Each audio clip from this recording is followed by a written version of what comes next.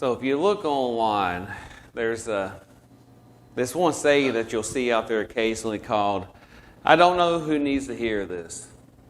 Now, like most things on the internet, some of it is very heartfelt and meaningful. Some of it can be very mean and sarcastic. So an example of this, Danny isn't here, but if Danny was here, I would say, "I don't know who needs to hear this, but you can't wear white pants after Labor Day." You know, I don't know who needs to hear this, but things will get better. We're going to do a series where we're kind of using this phrase to try to explore different things. And today, I don't know who needs to hear this, if it's somebody in the sanctuary, if it's somebody whom I just happened to watch our online service. I've actually had some people at work who approached me. One boy in particular, it kind of surprised me because we've had multiple conversations where it comes out I'm a minister, but he approached me the other day and said, "I didn't know you were a minister. I watched you on the online thing," and he was telling me about some of the things that he saw on there. So I don't know who needs to hear this, but God sees you. A few years ago, I happened upon a TV show. You guys remember the TV show where I think it was a British nanny who goes around into people's homes and she kind of gives advice on how to raise kids? Do you guys remember that? Never watched the episode of it ever, but for some reason on a boring Friday night, I turned it on. And there's this family who was getting very upset because they had a little child and they had all the toys and they had all the gadgets. They had everything that they felt like that she wanted. And they were getting frustrated because near this nanny came in, the little girl came and just sat on her lap and just wanted to be cuddled. And they were getting frustrated. We got the iPad, we got the toys. Why is she doing this? Sometimes you just need your presence to be felt. Sometimes you just need somebody to know that they see you. And so this is basically what this little girl was doing. Yeah, I got all the toys, I got all the gadgets, but sometimes I just need to sit in somebody's lap to know that they see me. For a lot of people, as they go through this life, they have this feeling that they are invisible. That what they do doesn't matter, that they are not seen. Years ago, once again, Danny isn't here. I'm sure this is his favorite movie. You guys remember years ago, Mel Gibson starred in a movie called What Women Want. Years ago, Mel Gibson starred in a movie where there was some electrical storm and there was a lightning bolt that struck down close to him. And for some reason, he could start to hear the thoughts of women. It lasted 5 minutes and he was put into an insane asylum. No. Please don't hurt me. But no, what happened was, in the office he worked in, there was this one girl who constantly had the thought of, nobody sees me. I could die tomorrow, nobody would care. They don't see the work I'm doing, they don't acknowledge me, they don't even know my name. And one day he came to work and he noticed this woman wasn't there anymore. And he went to her house to check on her. She was about to commit suicide. And she changed because she realized that somebody saw her.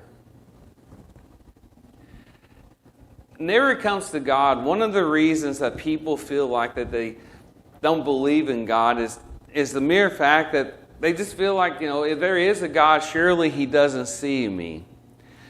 And in the vastness of the universe, us here on this earth, we are almost like just ants on an anthill, okay? In the vastness of the universe, we are a very small part of that universe.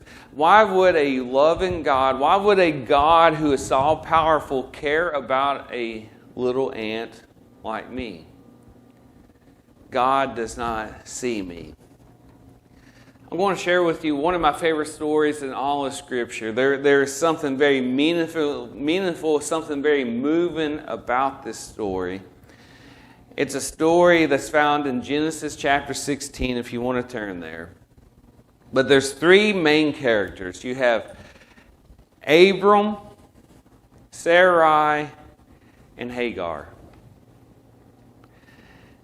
Abram left his homeland, he left his house, and he went out in faith because he was told that God was going to make him a blessing to other people. God was going to do wonderful things through him. Back during this time, it wasn't so much that God was going to enrich you, but if God told you, I am going to bless your generations, that was the main thing. It wasn't about what he did for you, but it was what he was doing for people behind you. And so God told him, you're going to be a blessing to this world. You're going to be a blessing to the generations who come after you. Well, in order to have a generation, you have to have kids. For us, Heidi and I, before we have Artie, we knew that if we were going to pass on a generation to our family, it meant that you had kids. Abram and Sarai are getting old. They're getting to the point where it just seems like having a kid is not going to be an option. And so they go to Egypt. In this story, and there it talks about Egypt. It's basically another way of saying they did not trust in God and they went to find their answer in the world. And if you know the story of Abram and Sarah, they had a couple of interesting encounters in Egypt. And there they would go to Egypt. They would basically, Abram would say, Sarai, you're so beautiful. These people will kill me if they know that you're my wife. So tell them that you're my sister so they'll be nice to me. Things have certainly changed. I go to Walmart with Heidi. I'd say, give me your hand. I want to show you off. But, for Abram and Sarai, they went to Egypt. They lied while they were there. Basically, whenever they left town, the Egyptians were so frustrated with them. They gave them whatever they needed just to get them out of their hair. Well, whenever they left Egypt, they left with a maidservant called Hagar. Sarah finds a loophole. She finds a loophole that says, the cultures that surround us, if you cannot have a kid, I can give you another woman who belongs to us. You can have a kid with her, and it will be my kid. Makes logic sense, doesn't it? I can't have a kid, but my slave belongs to me. Have a kid with her. It'll belong to me. We'll have our generation here. God will bless us. It all makes sense. Church, let me just say that sometimes as you're going through life and you feel like that God is silent, you feel like you are just stuck, realize that He's trying to teach you a lesson. One analogy I heard this past week that really stuck to me is that the teacher is silent during a test. The teacher is silent as you're trying to figure out the answer. The teacher could come straight out and tell you it's A, B, or C. But are you really going to learn until you figure it out on your own? They're in a midst of silence. God told them, I will bless you. They can't have kids. They're getting frustrated. They're starting to go away from God to try to find answers for the promise of God. In that silence, they just need to remember we need to have more faith in God. We need to trust in Him. We need to seek out the answer through Him. So we turn to the story here in Genesis chapter 16. It says in verse 1, Now Sarai, Abram's wife, had bore him no children. But she had an Egyptian maidservant named Hagar. So she said to Abram, The Lord has kept me from having children. Go sleep with my maidservant. Perhaps I can build a family through her. Like I said, there's this idea, there's this concept back there in culture during this time that says, if if your slave has a child through you, it belongs to your wife. It says Abram agreed. If I was back during that time, I would have told Abram, this is a trap. Don't do it. Don't do it. There is no good way this is going to end well for you. But Abram agreed to what Sarah said. So after Abram had been living in Canaan 10 years, Sarah, his wife, took her Egyptian maidservant Hagar and gave her to her husband to be his wife. He slept with Hagar and she conceived. Now this is a very awkward situation because you have two women and one man, and both women have a claim to this man. Sarah says, it's okay, go ahead and do this. But just imagine the tension in this. So you have Hagar. She has no say in this, okay? Hagar belongs to them. She is just a piece of property. And she basically was told, okay, now you belong to Abram. He's going to do whatever he has to you. And Sarai, just imagine her, the frustration of infertility for years and years and years. And finally her husband conceives a child in no time at all with somebody. There's a little envy there, a little jealousy there. This is not a healthy situation that they're going through. It says when she knew she was pregnant, Hagar, she began to despise her mistress. Then Sarah said to Abram, you are responsible for the wrong I am suffering. And all the men in the room goes, Basically, Sarah went to Abram and said, this is a great idea, do this. And now she's coming and says, you are responsible for this mess. It's an impossible situation that he is caught in. It says, you are responsible for the wrong I am suffering. Put my servant in your arms. I put my servant in your arms, and now that she knows she is pregnant, she despises me. May the Lord judge between you and me. I'm sure Abram, after some frustration, after trying to think it over, he says, your servant is in your hands. Do with her whatever you think best. So Abram's just washing his hands of this. Like, okay, you're mad at me about this. I put it all in your hands. Do what you feel is right. Then Sarah mistreated Hagar, so she fled from her. The angel of the Lord found Hagar near a spring in the desert. It is the spring that is beside the road to Shur.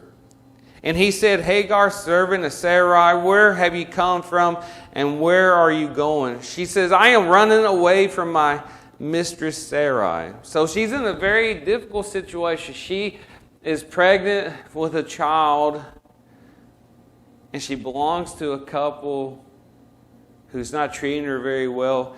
Abram, one minute, is very loving and very affectionate to her, and the next minute he's basically saying, wash my whole hands of this. Sarah, do what you feel like it's necessary. She's being mistreated. She's pregnant. There's so many things going on. She runs away, and she's in the desert, and she's just thinking, what do I do now? Where do I go from here? Then the angel of the Lord told her, go back to your mistress and submit to her. The angel added, I will so increase your descendants that they will be too numerous to count.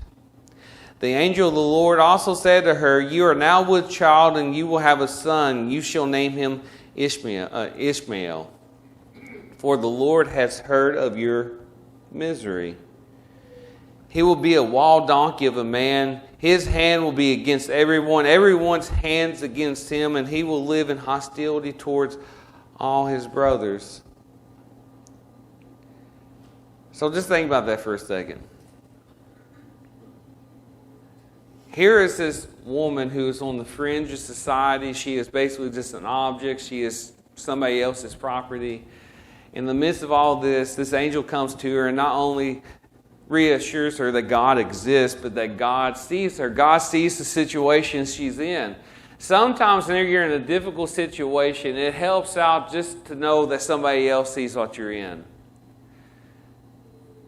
For the single parents out there who are trying to raise a kid on their own, sometimes it's very comforting just to have somebody come up and say, I see what situation you're in, I think you're doing a great job.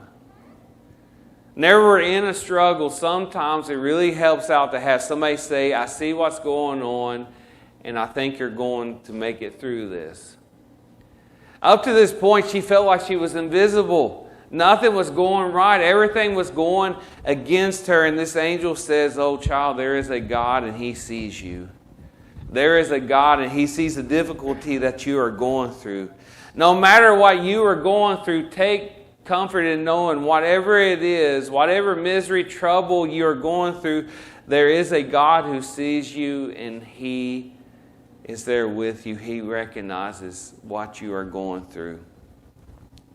So he gives this angel gives a pronouncement of this child, and it's kind of a mixed one. It's like, he's going to increase, he's going to be a blessing to generations, but he is also going to be a very hostile person. His hands are going to be against other people. There's always this sense of hostility there. And so after this, and I'm sure after the tears dried, and she said she gave this name to the Lord who spoke to her. You are the God who sees me. There's a lot of things out here in this world that we feel like is powerful. Money, fame, power, authority. But most of that stuff is based on what you can contribute. Let's just say if I had $1 million and I called up one of the political campaigns and said, I have $1 million I want to donate, they would probably make a little fanfare after me, wouldn't they? Here's this guy with $1 million. Let's go make sure we take care of him. The next year, they came looking for a donation. I told them, I just filed for bankruptcy. I can't give you nothing. Do you think they would have any fanfare for me then? Probably not. She has nothing that she can offer.